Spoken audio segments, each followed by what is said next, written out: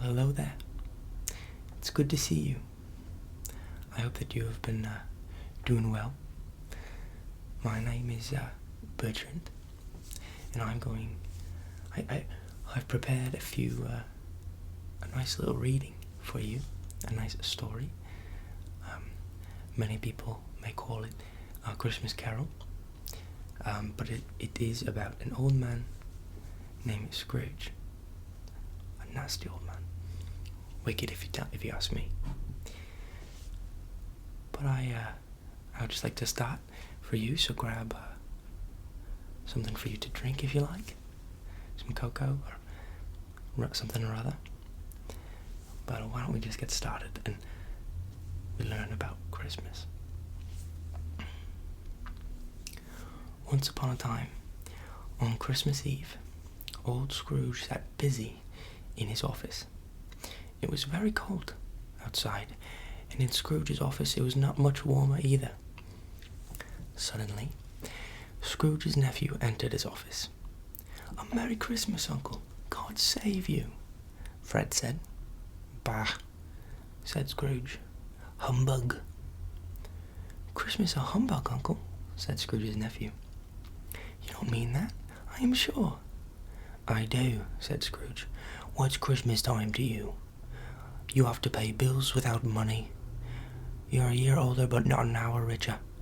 Keep Christmas in your way and let me keep it in mine." "Keep it? But you don't keep it," said Scrooge's nephew, who was a very friendly young man. He even tried to cheer Scrooge up and invited him for dinner on Christmas Day. But Scrooge said no and sent him out. When Scrooge's nephew left, two gentlemen came in to collect money for the poor, who had no place they could go. Stingy Scrooge, however, didn't give the gentlemen any money. "Are there no prisons? Are there no workhouses?" he asked sarcastically, and told them to leave his office.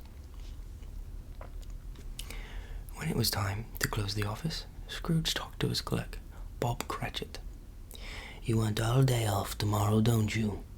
said Scrooge. "If that's okay, sir," answered the clerk.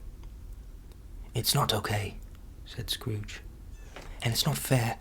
After all, I have to pay for you for the day, although you don't work. But if it must be, I want you to start work even earlier the following morning." Cratchit promised that he would, and the two went home. Now Scrooge lived all alone in an old house. The yard was very dark and scary that night, and when Scrooge wanted to unlock the door, he had the feeling he saw a ghost in his old business partner, Marley, who died a long time ago. This was rather spooky, but Scrooge was not frightened easily. "Humbug," he said, opened the door and walked in. He locked himself in, however, which he usually didn't do. But then he felt safe again, and sat down before the fire.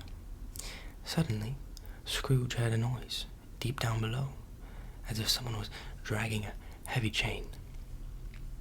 The noise came nearer and nearer, and then Scrooge saw a ghost coming right through the heavy door. It was Marley's ghost, and his chains were long, and they were made of cash, boxes, keys, and heavy purses. "Who are you?" said Scrooge. "In life I was your partner, Jacob Marley." "But why do you come to me now?" "I must wander through the world and wear chains because I was so stingy in life. I only cared about business, but not about the people around me. Now I am here to warn you. You still have a chance, Ebenezer," Scrooge's first name. "3 spirits will come to you. Expect the first tomorrow, when the bell tolls 1. When he had said these words, Marley's ghost disappeared, and the night became quiet again. Scrooge went straight to bed, without undressing, and fell asleep immediately. When Scrooge awoke, it was still very foggy and extremely cold, and there was no noise of people in the streets. Marley's ghost bothered him. He didn't know whether it was a dream or not. Then he remembered that a spirit should visit him at 1 o'clock. So Scrooge decided to lie awake and wait and see what happens. Suddenly, the clock struck 1. Light flashed up in the room, and a small hand drew back the curtains of his bed. Then Scrooge found himself face to face with the visitor. It was a strange figure, like a child. Yet not so like a child as like an old woman. Her hair, which hung about her neck and down her back, was white, as if with age, and yet the face had not a wrinkle in it. "Who and what are you?" Scrooge asked the ghost. "I am the ghost of Christmas past. Rise and come with me." The ghost took Scrooge back in time to a place where Scrooge was a boy. There Scrooge could see his younger self playing with other children. They were cheerfully running along the Christmas tree, and although they were poor, they had lots of fun. Lots of fun. The spirit also took Scrooge to a warehouse, where Scrooge was an apprentice. Scrooge saw the merry Christmas Eve they spent in the office, and the boss, Mr. Fezziwig, and his family. There was food and music and dancing, and everybody was happy. Then the spirit took Scrooge to yet another place. Scrooge was older now. He was not alone, but sat by the side of a beautiful young girl, Belle. There were tears in her eyes. "It's sad to see," she said softly, "that another love has displaced me. The love of gold.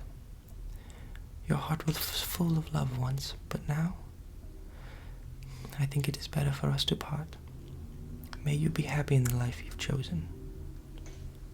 "Spirit," said Scrooge, "show me no more. Take me home. Why do you torture me?" "One shadow more," said the ghost.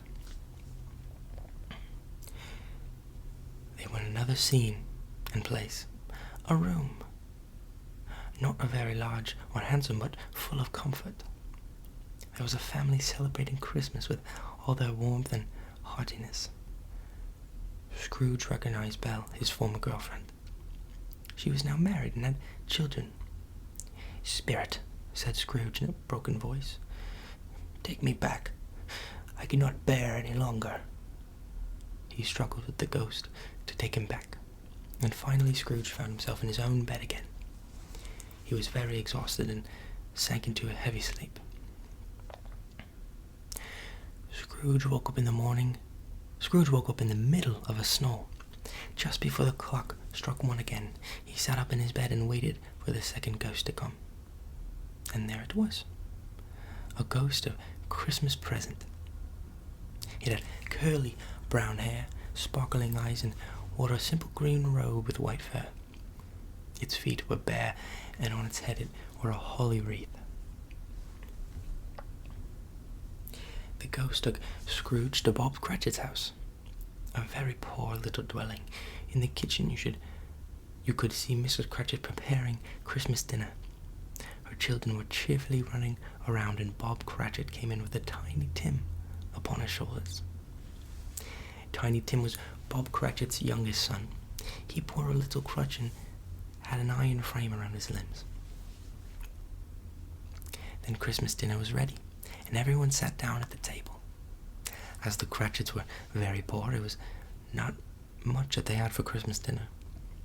But still everyone was joyful, and you could feel that they had a Christmas spirit in their hearts. "A Merry Christmas to all, my dears. God bless us," said Bob Cratchit. "God bless us, everyone," said Tiny Tim. He sat very close to his father's side upon his little stool. Bob held his little hand as if he feared to lose him. "Spirit," said Scrooge, who felt sorry for the boy, "tell me if Tiny Tim will live." "I see an empty seat," replied the ghost, "and a crutch without an owner. If these shadows don't change in the future, the child will die." The This made Scrooge very sad, but the spirit went on and took Scrooge to his nephew's house. Fred and his friends were had a very cheerful party, and played games. Scrooge really enjoyed their party and wanted to stay for another while. But in a second, it all faded, and Scrooge and the spirit were again on their travels. Suddenly, Scrooge noticed something strange about the ghost. 2 children-like figures were at the ghost's feet, a boy and a girl. But they looked old and dreadful, like little monsters. Scrooge was shocked. "Spirit, are they your creatures?" Scrooge asked. "They are man's creatures," said the spirit. "The boy is ignorance, the girl is want. Beware them both, but most beware of the boy," said the spirit. "Have they no place they cannot go?"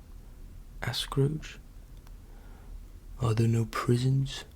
Are there no workhouses?" The spirit turned on Scrooge with his own words.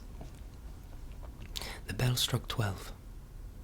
The ghost of Christmas present disappeared, and at the last stroke of the bell, Scrooge saw the 3rd ghost coming towards him. Slowly and silently the ghost came nearer. It was very tall and wore a deep black piece of clothing, which covered its whole body and left nothing of it visible but one outstretched hand. "Are you the ghost of Christmas yet to come?" asked Scrooge. "I fear you more than any other spirit." The ghost did not say a word, and Scrooge was frightened. They wandered through the city, and Scrooge heard some men talking about a person who had died. Scrooge knew the men and wanted to find out whom they were talking about. But the spirit moved on. The ghost led Scrooge through the streets that were familiar to him. As they all went along, Scrooge looked here and there to find himself, but nowhere was he to be seen. They entered poor Bob Cratchit's house and found the mother and the children by the fire. Quiet. Very quiet. The noisy little Cratchits were as still as statues. When Bob Cratchit came in, the children hurried to greet him. Then the 2 young Cratchits got up on his knees and laid their little cheeks against his face as if to say, "Don't mind it, Father. Don't be sad." "You went there today?" said his wife.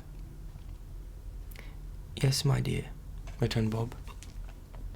"I wish you could have gone. It would have done you good to see how green the place is. But you'll see it often. I promised him that we'd walk there every Sunday."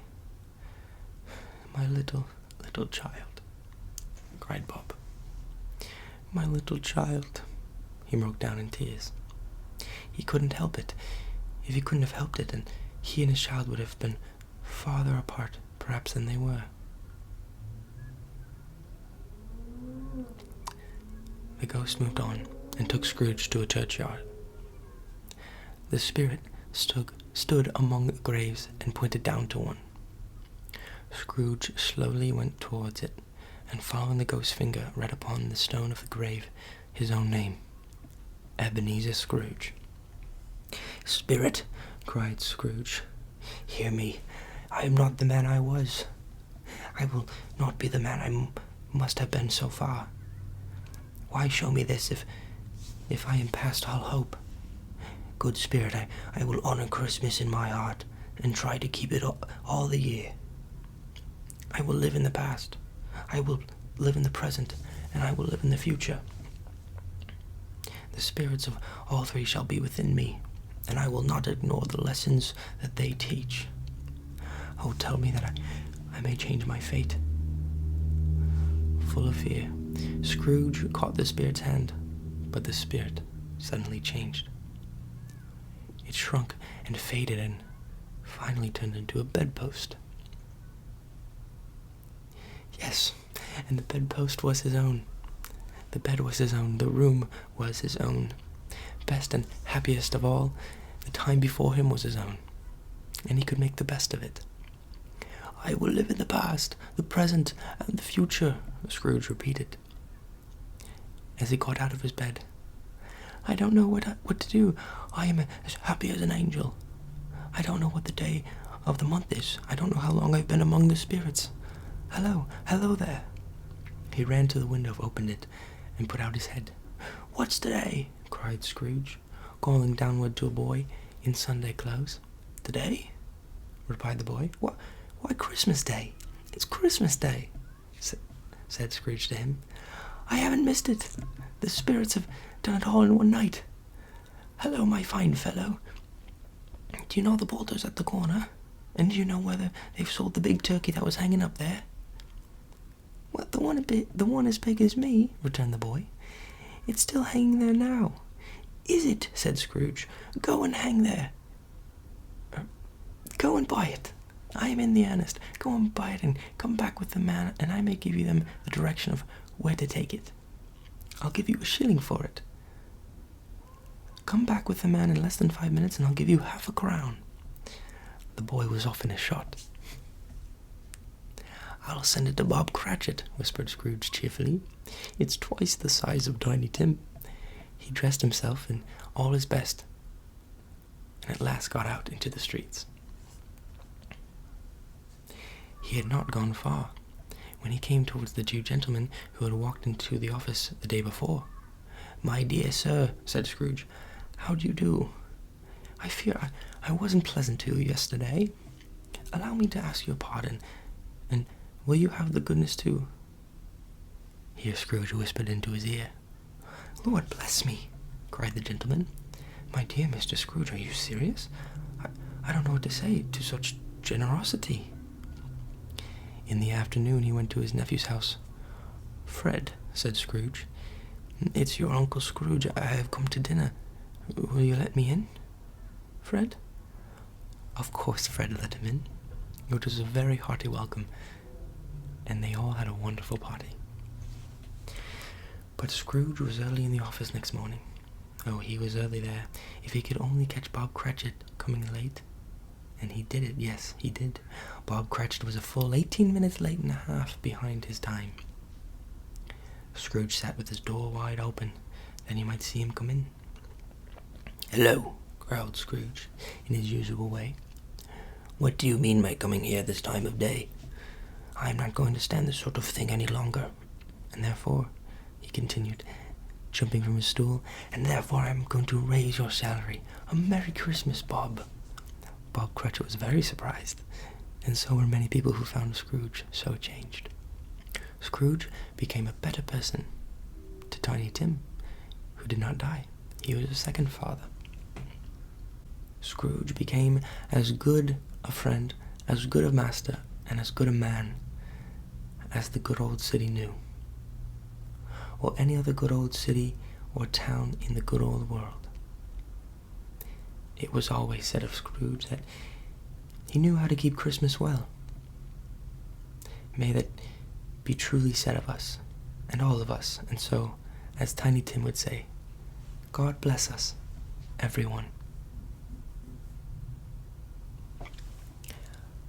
I hope that can be a bit of Christmas joy for you today. Thank you for listening to that story. I hope you enjoyed it. I know I quite did.